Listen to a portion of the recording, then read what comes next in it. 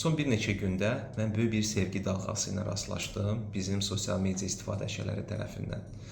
Siz bilirsiniz ki, mənim 400-dən çox videom var YouTube kanalımda, Instagramda, TikTokda və mən hekayə janrını çox sevirəm. Mən hansısa publik bir şəxsi götürürəm, onun hekayəsini danışıram və bu hekayədən biz nə öyrənə bilərik? Onun üzərində qısa videolar hazırlayıram. Belə hekayələrdən biri 20 yaşlı varlı ailədən atasından incimiş bir stereotipik qız obrazı idi. Və bu obrazın yaşadığı travmalar onun gələcək davranışlarına necə təsir etməsi barədə idi.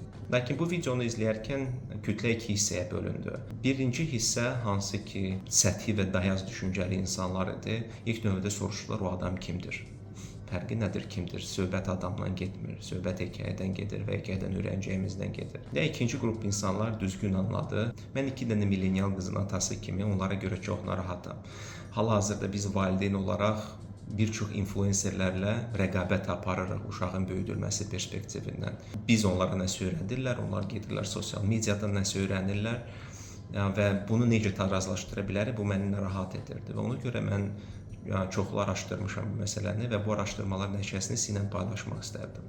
Misal üçün, bu hekayəni götürək, hardakı cavan qız, təcrübəsi olmayan bir qız, qadınların azadlığını propaganda edir. Azadlıq pozitiv dəyərdir. Sözsüz ki, mənim azadlıqla bağlı 1 saatlıq podkastım var Mayıl Yaqubdan. Orada sırf elmi araşdırırıq da azadlıq nə deməkdir. Lakin hər bir dəyərin təməlində hansı bir travma durur.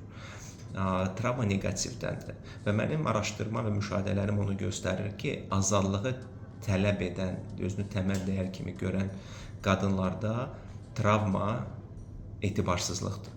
Və bu travmanı yaradan bir nömrəli günahkar şəxs qızın atasıdır. Mən bunu aşkar edəndə mənə çox təsir etmişdi. Bu səbəbdən mən sizə 4 stereotipik ata obrazı üzərindən qurulmuş bir hekayəni danışacağam. Bəlkə hansı bir ataya bu faydalı ola bilər. Bəlkə hansı bir cavan qıza bu faydalı ola bilər, özünü bu hekayələrdə görə bilər.